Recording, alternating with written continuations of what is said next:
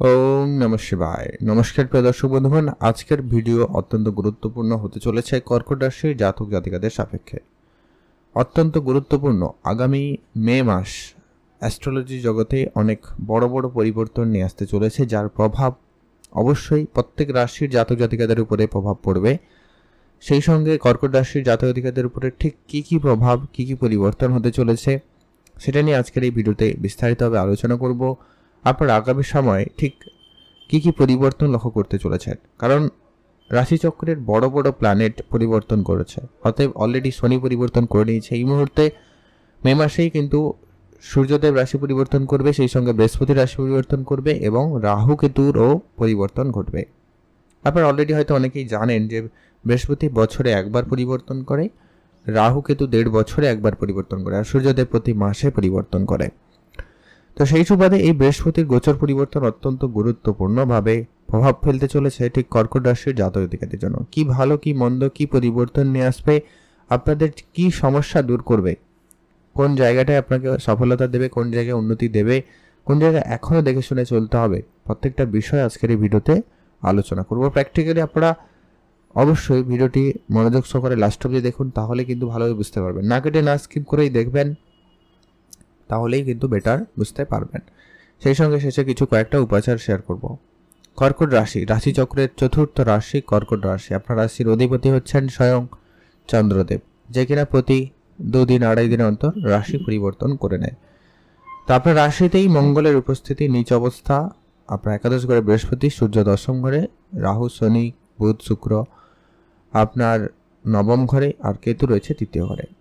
তো সবার প্রথম যে পরিবর্তনটা আপনি লক্ষ্য করতে চলেছেন, দেখি আপনার হেলথের যদি ব্যাপারে বলি, দেখুন বৃহস্পতিদেব 14-15 তারিখ রাশি পরিবর্তন করে আপনার রাশিতে ঠিক দ্বাদশ ঘরে চলে আসবে এবং অতিচারী অবস্থায় থাকবে। আপনারা হয়তো অনেকে এটা প্রথমবার শুনছেন, বাট এটার একটা বিশেষভাবে প্রভাব কিন্তু পড়তে চলেছে। তো সেটা নিয়ে আর একটা আলোচনা। তবে বৃহস্পতি আপনার রাশি থেকে ঠিক দ্বাদশ ঘরে উপস্থিত হচ্ছে। বৃহস্পতি অত্যন্ত শুভ প্ল্যানেট হলেও স্বাস্থ্যক্ষেত্রে আপনার দ্বাদশ ঘর কিন্তু খুব একটা ভালো নয়।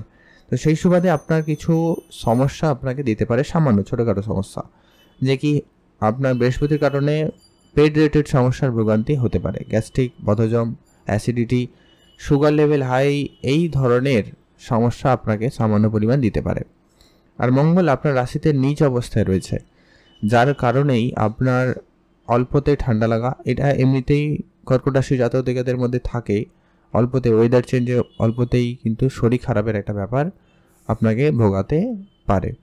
তো সেক্ষেত্রে আপনাকে একটুখানি খেয়াল রাখতে হবে। স্বাস্থ্য নিয়ে তেমন বেশি কিছু তো চিন্তার নেই, তবে একটুখানি দেখে শুনে রাখলেই হবে। এরপরে আসছি আপনাদের ঠিক এরপরে কি ঘটনা ঘটবে, এরপরে আপনাদের আর্থিক ক্ষেত্রে ঠিক কেমন প্রভাব থাকতে চলেছে। এটা অত্যন্ত গুরুত্বপূর্ণ। সবারই এটা একটা মনে প্রশ্ন থাকে যে এই মাসে আর্থিক অবস্থা ঠিক কেমনভাবে আপনাকে সহায়তা করবে। আর্থিক বিষয় যদি বলি, আপনার দ্বিতীয় ঘরের অধিপতি হচ্ছে সূর্যদেব, এই মুহূর্তে উচ্চ অবস্থা রয়েছে দশম ঘরে। নিশ্চিতভাবে আপনার কর্মের জায়গা থেকে অর্থ আপনি প্রাপ্তি করবেনই করবেন। যদি কোনো রকম টাকা পয়সা আটকে রয়েছে, ওটাও কিন্তু প্রাপ্তি ঘটতে পারে এই মাসে, সম্ভাবনা অত্যন্ত প্রবল। আপনি কোনো জায়গায় ইনভেস্টমেন্ট করেছেন, সেইটা আপনাকে রিটার্ন দিতে পারে এই সময়। আপনি কোনো পুরনো বিনিয়োগ থেকে লাভবান করবেন এই সময়কালের মধ্যে, বিশেষ করে 14-15 তারিখ। তার পরের সময়কালটাও ভালো, তবে একটুখানি এখনকার তুলনায় একটুখানি ডাউনফল হবে, যেহেতু বৃহস্পতি দ্বাদশ ঘরে চলে যাবে আর সূর্যদেব একাদশ ঘরে যাবে। তো সূর্যদেব শুধুমাত্র একাদশ ঘরে থাকার কারণে একটুখানি ডাউন বলা যেতে পারে। তবে আপনার অনায়াসে মে মাসে অর্থপ্রাপ্তি ঘটবে, অর্থ আসবে, সেটা নিয়ে কোনো চিন্তার কিছু কারণ নেই। তবে হ্যাঁ, বৃহস্পতিদেব খরচার ঘরে চলে যাচ্ছে, তাই কিছু সেই সঙ্গে সঙ্গে 15-16 তারিখের পরে খরচপাতি বাড়তি লক্ষ্য করা যাবে। সেটাকে আপনাকে বিশেষভাবে কন্ট্রোলে আনতে হবে। যেটা বললাম, এই মেডিকেল সেক্টরে হয়তো কিছু খরচ বেড়ে যেতে পারে, হয়তো লোন করেছেন বা লোনে জড়িয়ে যেতে পারেন, এইরকম কিছু খরচ আপনার কিন্তু বেড়ে যেতে লক্ষ্য করা যেতে পারে। বা পিতার হেলথের ক্ষেত্রে কিছুটা সামান্য সমস্যা আপনাকে এই ধরনের কিছু ক্ষেত্রে খরচ বাড়িয়ে দিতে পারে। আর আপনাদের জন্য বিশেষ সতর্কতা বলতে, ইনভেস্টমেন্টের ক্ষেত্রে কোনো বড় অঙ্কের ইনভেস্টমেন্ট যদি আপনার করার খুব প্ল্যান রয়েছে, ইচ্ছা রয়েছে, তাহলে সেটা 15-16 তারিখের আগে করুন, তাহলে অনেকখানি বেটার হবে। আর তারপরে যদি কিছু করার থাকে, ইনভেস্টমেন্ট করার থাকে, নতুন ব্যবসা শুরু করার থাকে, বা কোনো কিছু নতুন বড় বিনিয়োগ করা থাকে, তাহলে একটু বিচার করেই কিন্তু করবেন, তাহলেই বেটার হবে। কেননা দ্বাদশ ঘরে বৃহস্পতি খরচের ঘরেই বসে, তো সেটা একটু আপনাকে ধ্যান রাখতে হবে। মঙ্গল নিচ অবস্থা আপনার রাশিতে সারা মাসই থাকবে, কোনো পরিবর্তন নেই, তো এইটা একটু আপনাকে খেয়াল রাখতে হবে। আর মোটামুটি আর্থিক ক্ষেত্র ভালো রয়েছে। আপনি যদি একটু ব্যালেন্স করে খরচ করতে পারেন তো সঞ্চয়ও ভালো হবে, নিশ্চিতভাবে আপনারা হতে পারেন। এরপরে আসছে আপনার পারিবারিক পরিবেশটা ঠিক কেমন কি থাকতে চলেছে।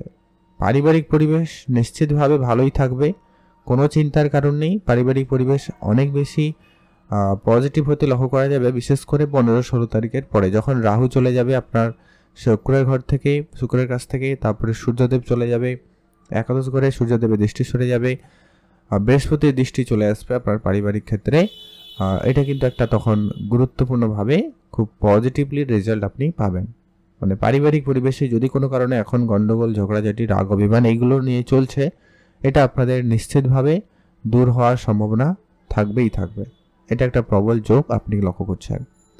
কোনো জমি জায়গা রিলেটেড কাজকর্মের ক্ষেত্রে উন্নতি থাকতে পারে, সুরাহা হতে পারে। তবে আপনাদেরকে বলবো, মামলা মোকদ্দমা, কোর্ট কাছারি এই জায়গাগুলো থেকে নিজেকে যতটা সম্ভব হয় দূরে রাখবেন, ভালো হবে। এইখানে কিন্তু নাহলে একটা অযথা বেকার খরচ হয়ে যেতে পারে বা ঝামেলা বাড়তে পারে।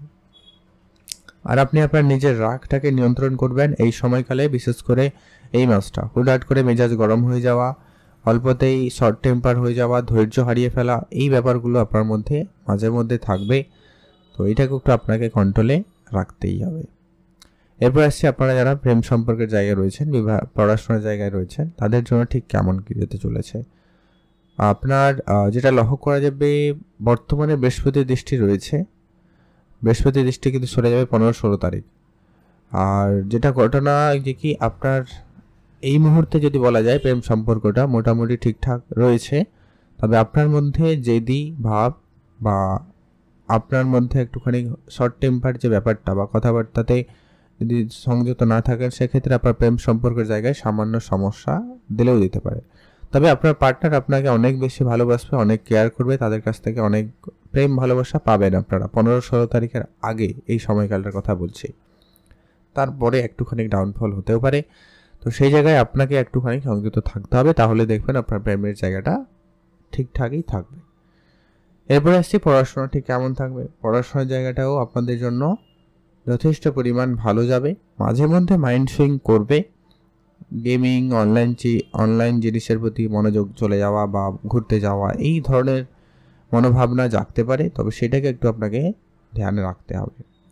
কিছু খরচপাতি, কিছু ট্রাভেলে খরচ হতে পারে, লম্বা যাত্রা করার প্ল্যান হতে পারে, এরকম কিছু ক্ষেত্রে আপনার সময় অতিবাহিত হতে পারে পড়াশোনার ক্ষেত্রে, তো সেটা ব্যাপারে আপনাকে একটু সংযত থাকতে হবে। যদি কোনো পরীক্ষা রয়েছে, গুরুত্বপূর্ণ সিদ্ধান্ত নেওয়া রয়েছে, পরীক্ষা, এক্সাম, ভর্তি হওয়া, যা কিছু রয়েছে, যদি সেটা 15-16 তারিখের আগে হয়, তাহলে সময়কালটা খুবই ভালো যাবে।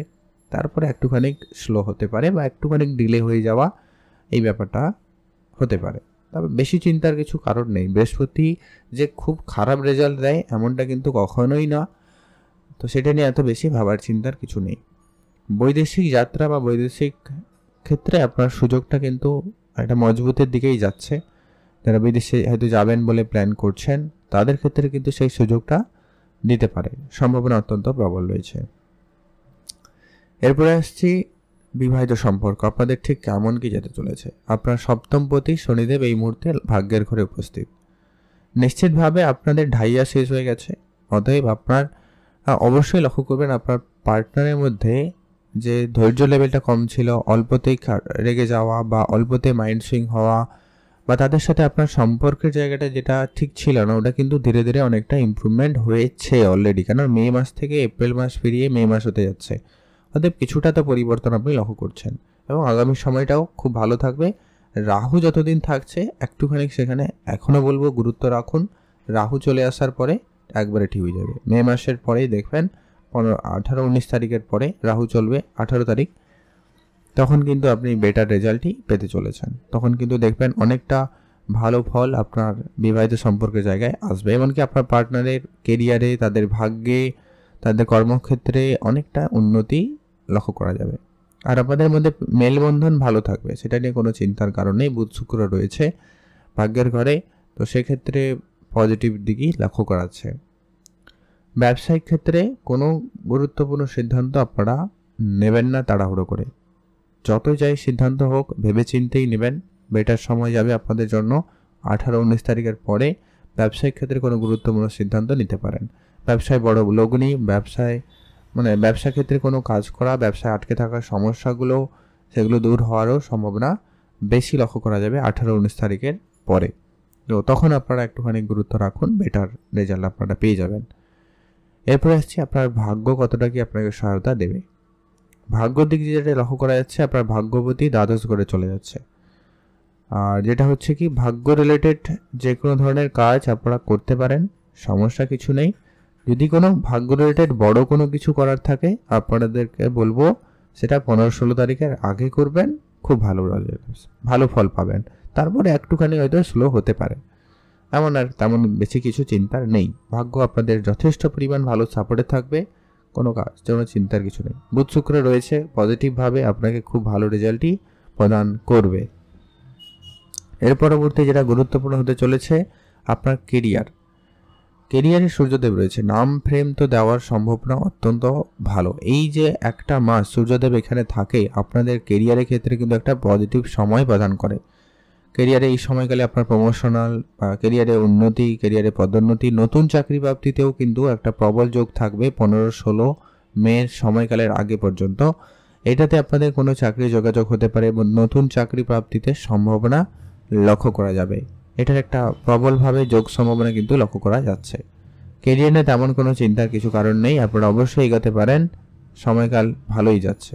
এরপরে কিছু সাবধানতা আপনাদেরকে অবলম্বন করতে হবে। রাহু চলে আসবে আপনার অষ্টম ঘরে। যদিও আপনাকে ডিপ রিসার্চ দেবে, একবারে কোনো গভীরে গিয়ে জানার ইচ্ছা আপনার মধ্যে থাকবে, কিউরিওসিটি অনেক আপনার থাকবে, অনেক কঠিন গোপন কাজও আপনি করে নিতে পারবেন, চালাক চতুর্থ হবেন।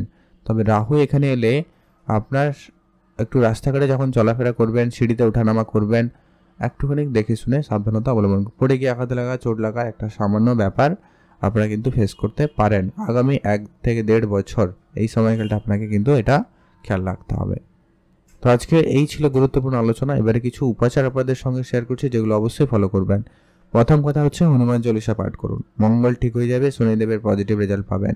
দ্বিতীয়ত হচ্ছে বিষ্ণু শাস্ত্র পাঠ করবেন প্রতি বৃহস্পতিবার। আর হচ্ছে কি পশু পাখিদের খাওয়াবেন, এতে আপনার রাহু কিন্তু অনেক বেশি পজিটিভ থাকবে। সাধু সন্ন্যাসী ঋষিমুনি এদের সেবা করা, শুশ্রূষা যদি করার সুযোগ পান অবশ্যই করুন, সেটা আপনাদের জন্য খুব কার্যকরী হবে। আর হচ্ছে আপনাকে অবশ্যই চন্দ্রদেবের মন্ত্র পাঠ করতে হবে। চন্দ্রদেবের বীজ মন্ত্র রয়েছে, ওটা অবশ্যই পাঠ করুন, ভালো ফল পেয়ে যাবেন।